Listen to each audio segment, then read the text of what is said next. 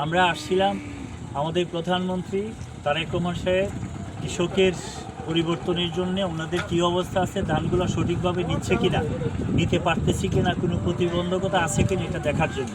আর আপনাদের নেতা অ্যাডভোকেট ফজলুর রহমান সাহেব, যিনি আপনাদের মেম্বার অফ পার্লামেন্ট, উনি এটাকে কালকে সংসদে অ্যাড্রেস করেছেন, বক্তৃতা দিয়েছেন। এটা উনিও বলেছেন যে আমার মানুষগুলা পানির নিচে পড়ে আছে। এই জন্য আমরা এটা দেখতে আসছি যে ওনাদেরকে কী কী সহযোগিতা করা যায়। প্রথমত আমরা কৃষকদেরকে যারা ক্ষতিগ্রস্ত হয়েছে তাদেরকে তালিকা দিচ্ছি। তালিকা করার জন্য ইতিমধ্যে নির্দেশনা প্রদান করা হয়েছে। আমি জেলা পরিষদের প্রশাসক হিসাবেও আমি বলছি যে তালিকা করার জন্য সেটা আমরা করতেছি। ডিসি অফিস থেকে তালিকা হচ্ছে, ইউনূস সাহেব সেই তালিকা আমাদেরকে পাঠাবে। আমরা সেই কৃষকদেরকে প্রণোদনার ব্যবস্থা করব এবং সহযোগিতার ব্যবস্থা করব। নাম্বার 2, আপনি দেখছেন রাস্তাঘাট কিছু ভেঙে গেছে।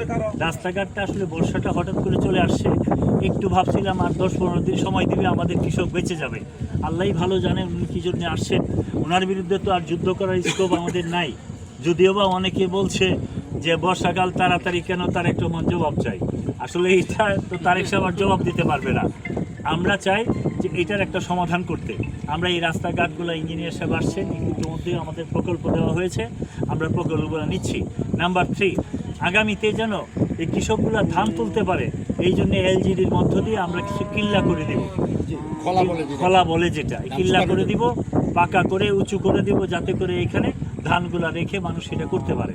নাম্বার 3, আমাদের প্রধানমন্ত্রী একদিন বলেছিলেন যে এই হাওর অঞ্চলে একটা এমন ধান ভাঙার ব্যবস্থা করতে হবে, কি বলে জানি, বয়লার মিল, ওটু রাইস মিল বড় করে আমরা একটা করার জন্য ইতিমধ্যে একটা প্ল্যান হয়েছে সরকারিভাবেও, যেটার থেকে ধান আপনি কেটে এনে দিবেন, সাথে সাথে ধান শুকিয়ে টুকিয়ে আপনার বস্তায় ভরে দিয়ে আমরা নিয়ে যাব, চাউল নিয়ে চলে যাবেন। সেই ব্যবস্থাও আমরা ইনশাল্লাহ একটা উদ্যোগ দিয়েছি।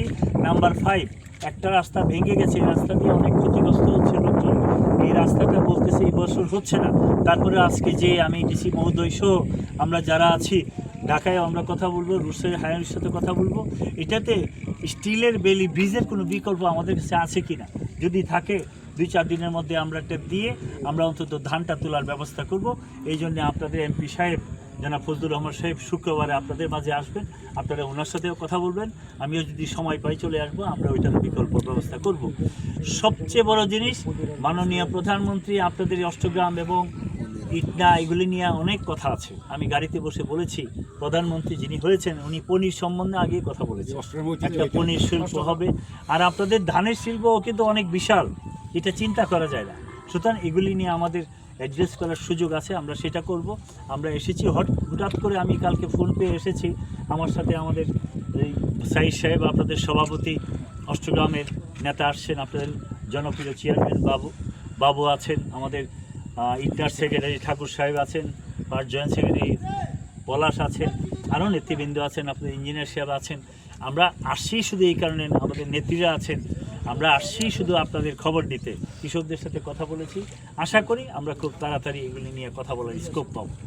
ধন্যবাদ সাংবাদিক ভাইরা, আপনারা যারা কষ্ট করে এই বৃষ্টির মধ্যেও আমাদের এই কথাগুলো শুনতে আসছেন, দেখতে আসছেন, আপনাদেরকেও আমাদের পক্ষ থেকে, জেলা পরিষদের পক্ষ থেকে, জেলা বিএনপির পক্ষ থেকে, যদিও বা আজকে রাজনৈতিক কারণে আমি আসি নাই, তারপরেও আমার দল যেটা নিয়ে আমি বেঁচে আছি, আমরা বেঁচে আছি, এটার পক্ষ থেকে আপনাদেরকে ধন্যবাদ জানাই।